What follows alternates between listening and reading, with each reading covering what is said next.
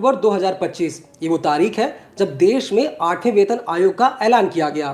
लेकिन तब से अब तक 4 महीने बीत चुके हैं, लेकिन तब से अब तक ना तो कमीशन की तरफ से कोई पहल की गई है और ना ही अभी तक कोई ऐसा बड़ा ऐलान किया गया है कि सैलरी कब से बढ़कर आएगी या पेंशन कब से बढ़ के आएगी।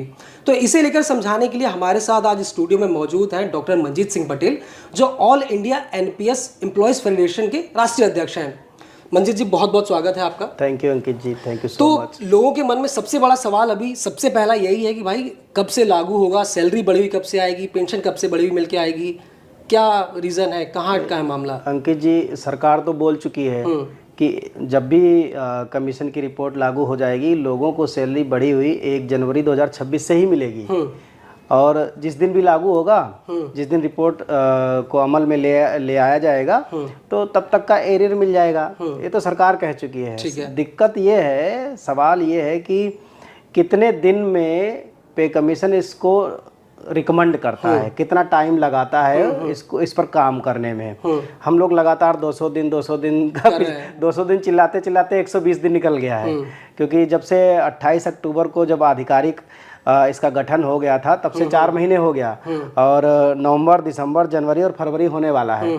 तो 4 महीने का मतलब है कि 120 दिन के आसपास, 100 डेज तो वैसे ही निकल गया। अभी काम ही नहीं शुरू हो पाया। 4 महीने वैसे बीत चुके। 4 महीने वैसे बीत गया। तो अभी हम लोग ये मान के चल रहे हैं कि फरवरी से काम शुरू हो जाएगा, क्योंकि वेबसाइट लॉन्च हो गई है, टर्म्स ऑफ रेफरेंसेस फाइनल हो गए हैं। तो हम उम्मीद करते हैं कि मार्च, अप्रैल, मई, जून, जुलाई, अगस्त, यानी 6 महीना 180 दिन। तो अगस्त के बाद 1 महीना और ले लीजिए, सितंबर। तो हम मान के चलते हैं कि सितंबर के लास्ट में या अक्टूबर 2026 में कमीशन इस पर काम कर लेगा। काम करने के बाद रिपोर्ट कैबिनेट को सौंप देगा, रिकमेंडेशन दे देगा आपने। तो हम तो ये उम्मीद कर रहे हैं, लेकिन अभी तक कुछ बैठकें नहीं शुरू हो पाई है, सारी चीज़ें अधर में लटकी हुई है। कल परसों में भी हमारी तेलंगाना के सिकंदराबाद में सेंट्रल गवर्नमेंट एम्प्लॉयज़ कन्फेडरेशन के नेताओं के साथ एक बड़ी बैठक हुई है और उसमें भी तमाम चीज़ों पर हम लोगों ने अपने सुझाव दिए हैं कि एनसीजेसीएम में कौन कौन से मतलब जो है पॉइंट रखे जाएं। जो फैमिली यूनिट्स को लेकर के है, ट्रांसफ़र पॉलिसी को लेकर के है, और जैसे जो सालाना वृद्धि है, इंक्रीमेंट है, उसको लेकर के तमाम चीज़ें हैं, उन पे रखेंगे। परसों मेरे ख्याल से 25 तारीख है, 25 तारीख को एनसीजेसीएम की इंटरनल बैठक होनी है। तो होपफुली उस बैठक में हम लोग अपने कुछ एजेंडों को उसमें डालेंगे। तो मतलब ये तय है कि सैलरी और पेंशन जो बढ़ी हुई आएगी वो 1 जनवरी 2026 से ही मिलेगी। हाँ, इसमें कोई डाउट नहीं है। 1 जनवरी 2026 से ही मिलेगी। लेकिन मिलेगा क्या? Basic plus dearness allowance.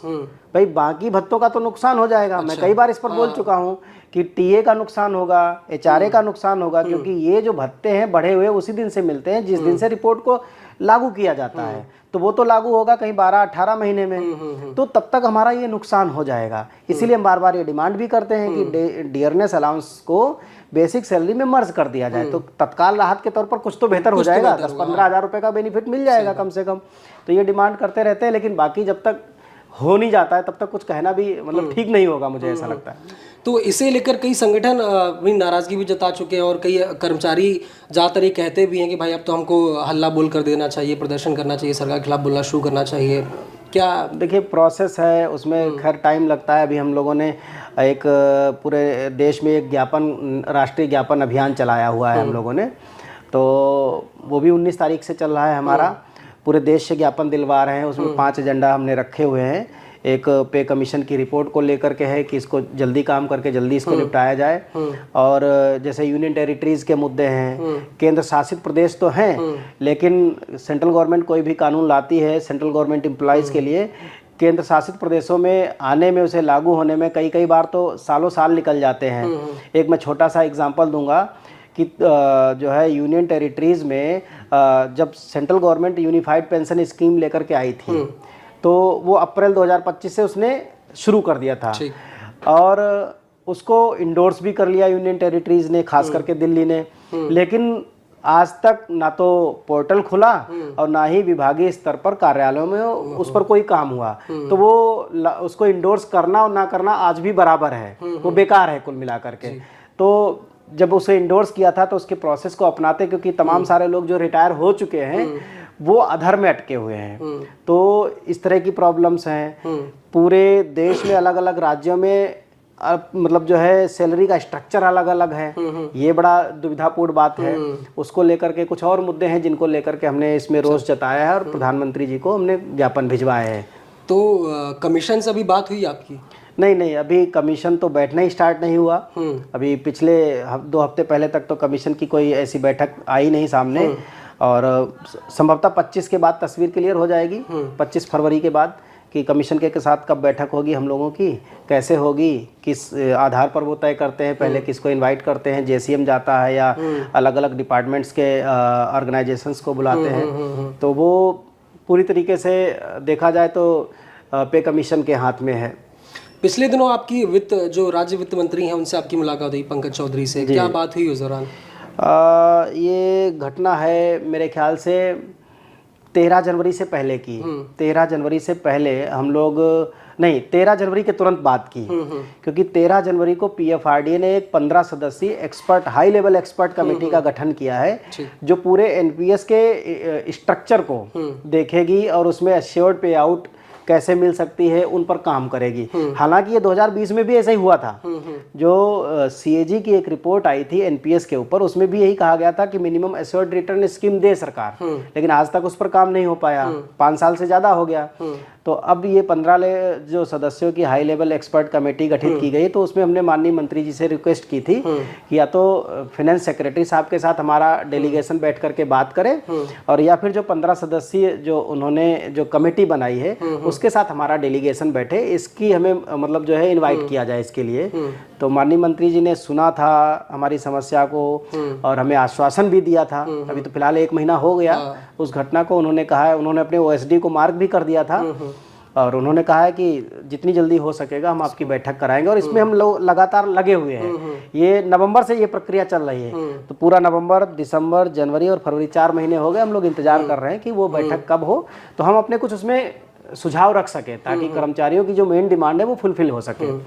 हमने पिछले दिनों देखा जब बजट सेशन चल रहा था तो उसमें कमीशन के लिए बजट भी जारी कर दिया गया, और पिछले कुछ दिनों हम देख रहे हैं कि नई नई हायरिंग भी हो रही है वहाँ पर। अब तक शायद 3-4 बड़ी हायरिंग हो चुकी हैं। तो अभी वहाँ आपने कभी किसी से कांटेक्ट करने की कोशिश की? कमीशन में कोई मिला आपको ऐसा बातचीत के लिए? देखिए, वो ऑफिस का प्रोसेस है। उन्हें डायरेक्टर भर्ती करने हैं, असिस्टेंट डायरेक्टर भर्ती करने हैं, कंप्यूटर स्टाफ करना है, एमटीएस स्टाफ करना है, या और भी जो भर्ती करने, वो उनका इंटरनल मामला है। हमारा काम है जिस दिन से पे कमीशन वहाँ पर बैठना शुरू कर देता है उसकी चेयर लग जाती है, हमें उससे रिक्वेस्ट करना है कि provide us some time to discuss our issues. Simply है। और वो जब टाइम देंगे तो हम अपने डेलीगेशन के साथ, अपने रिप्रेजेंटेशन के साथ उनसे डिस्कस करने के लिए जाएंगे। ये हमारा अपना तरीका है। और नहीं सुनेंगे तो उसके बाद हमारा एजिटेशन हमारा तरीका है, दूसरा स्टेप हमारा वही है। लेकिन अभी तो वेट एंड वॉच की स्थिति है, अभी तो इंतजार। तो आगे आपका क्या प्लान है? जैसे मान लीजिए कि अगर 200 दिन में रिपोर्ट नहीं सौंपी जाती है तो क्या आप देश भर में इसका एक्शन मोड में आएंगे, प्रदर्शन वगैरह, या कुछ ऐसा कुछ प्लान है आपका? देखिए, अभी हमने पूरे देश से इस बाबत ज्ञापन भिजवाए हैं कि आप 200 दिन में इस रिपोर्ट को हैंडओवर करें। तो माननीय कमीशन से रिक्वेस्ट कर रहे हैं, और अगर हमारा डेलीगेशन वहाँ पहुँचता है तो हम वहाँ भी उनसे रिक्वेस्ट करेंगे कि सर इसको जितना जल्दी पॉसिबल हो सके, जो ऑनरेबल जो मैडम हैं उनसे गुजारिश करेंगे कि इस पर थोड़ा तीव्रता से काम किया जाए, क्योंकि पे कमीशन ऑलरेडी डिलेड है। 1 साल तो गठित होने में ही लेट हो गया, तो ऐसे कर्मचारियों को बहुत नुकसान हो जाएगा। हम तो पहले नुकसान की तस्वीर दिखाएंगे कि कितना नुकसान है हमारा। तो कोशिश करेंगे कि ऐसा हो, दबाव बनाने की भी कोशिश करेंगे। पहले तो रिक्वेस्ट ही एक तरीका है, नहीं कमीशन सुनेगा तो फिर दबाव बनाने के लिए वही हथियार है हमारे पास, और तो कुछ है नहीं। क्योंकि क्या है ना कि जब भी कोई अपडेट आता है 8P कमीशन की तरफ से, तो जो कर्मचारी हैं, पेंशनर्स हैं, खासकर परिवार वाले, उनको एक उम्मीद होती है कि चलो अब कुछ नया अपडेट मिलेगा। लेकिन अपडेट में कुछ नहीं होता, कुछ हायरिंग सी होती है, कुछ बस इसके अलावा कुछ होता नहीं है। तो कर्मचारियों का बहुत मतलब ज़्यादातर कर्मचारी आक्रोश में है। उनका कहना होता है कि सरकार कुछ नहीं कर रही है, ये वो, तो उस पर क्या कर्मचारियों को क्या करना चाहिए? देखिए, अभी कमीशन ने 18 क्वेश्चन डाले, वेबसाइट उन्होंने थोड़े दिन पहले लॉन्च की और उन पर कर्मचारियों की राय मांगी उन 18 क्वेश्चंस पर। सबसे पहले तो मैं माननीय आयोग से ये कहूँगा कि वो क्वेश्चन कर्मचारियों के मतलब के नहीं है, उन्हें फिलॉसफी नहीं गाइड बतानी है।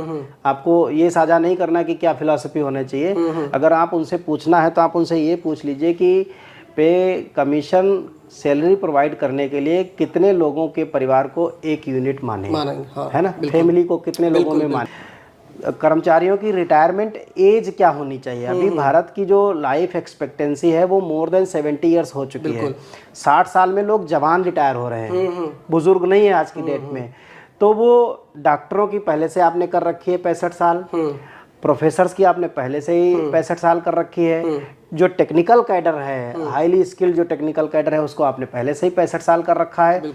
तो टीचर्स हैं या और भी जो जितने कर्मचारी हैं उनको भी 65 साल किया जाना चाहिए। दूसरी बात, आपने जो एनपीएस को लागू किया है, एनपीएस डिपेंड करता है सर्विस लेंथ पर। जिनकी सर्विस लेंथ कम है तो उनके साथ बड़ी प्रॉब्लम है। तो उनके केस को भी देखते हुए आपने यूनिफाइड पेंशन स्कीम लेकर के आए, वहां भी 25 साल का आपने क्राइटेरिया लगाया, लोगों की उतनी सर्विस ही पूरी नहीं हो पा रही। तो अब ये जरूरत है, वैसे ही नौकरियां कम कर दी हैं, आउटसोर्स हो गई चीजें, तो अब जरूरत है कि रिटायरमेंट एज के बारे में आप पूछिए कि 60 होनी चाहिए या 65 होनी चाहिए, ये बड़ा सवाल है। लेकिन माननीय जो कमीशन है उसके जो सवाल है वो अलग ही लेवल के सवाल है। तो अच्छा, आपको ऐसे कोई 5 सवाल सजेस्ट करने हो कि जो कमीशन पूछे, क्या होंगे वो? तो मैं ये कहूँगा कि कर्मचारियों से ये पूछे कि जो इंक्रीमेंट है वो साल में 1 बार होना चाहिए या 2 बार होना चाहिए, और होना चाहिए तो कितना होना चाहिए, 3%, 5%, 7%, बिल्कुल, ठीक है ना। क्या 5 साल में सेटलमेंट की बैंकर्स की तरह सेटलमेंट प्लान आना चाहिए कि हर 10 साल बाद पे कमीशन आना चाहिए? ये पूछे कि फैमिली यूनिट्स कितनी होनी चाहिए, ये पूछे कि रिटायरमेंट एज क्या होनी चाहिए, ये पूछे कि मिनिमम प्रमोशन कितने होने चाहिए। कहीं रेलवे में जैसे अगर एक क्लर्क लगता है तो प्रोबेशन पूरा करते करते 2-2.5 साल में ही उसका लेवल 2 से सीधा प्रमोशन है लेवल 5 पर, 3 और 4 है ही नहीं। एक असिस्टेंट सेक्शन अफसर वो सीधे 4200 से सीधे 4800 पे जाता है, 4800 फिर 5 साल में 5400 पर पहुंच जाता है। एक शिक्षक, दिल्ली में एक शिक्षक है जो 4200 से नौकरी शुरू करता है, 4600 से नौकरी शुरू करता है, उसी में रिटायर हो जाता है। तो ये जो एनोमली है इसके बारे में पूछे, इसको कैसे दूर कर सकते हैं, इसके लिए क्या प्रावधान होना चाहिए। तो इन सब चीज़ों पर सरकार सुझाव ले। ये सुझाव ले कि जो एलटीसी है, लीव जो ट्रेवल है कंसेशन, तो एलटीसी जैसे हरियाणा सरकार क्या करती है कि एलटीसी में वो फंड जारी करती है। तो भारत सरकार को भी ये चाहिए कि अब आजकल सड़कें अच्छी हैं, लोग अपनी गाड़ियों से जाना पसंद करते हैं, टोल में भी पैसा सरकार को ही आएगा और खर्चे बढ़ेंगे तो लोग उसको एंजॉय भी कर पाएंगे। तो वो फंड दे दे, बजाय कि उस पर रेस्ट्रिक्शन लगाए कि ट्रेन से जाए, प्लेन से जाए, इतने दिन पहले जाए। ये अब नौकरियों में पॉसिबल नहीं रह पाया है कि 3 महीने हम पहले प्लान करें, 21 दिन पहले हम टिकट कराएं। पॉसिबिलिटी बहुत कम हो गई है, लोग जा ही नहीं पा रहे हैं, वर्कलोड इतना ज़्यादा है।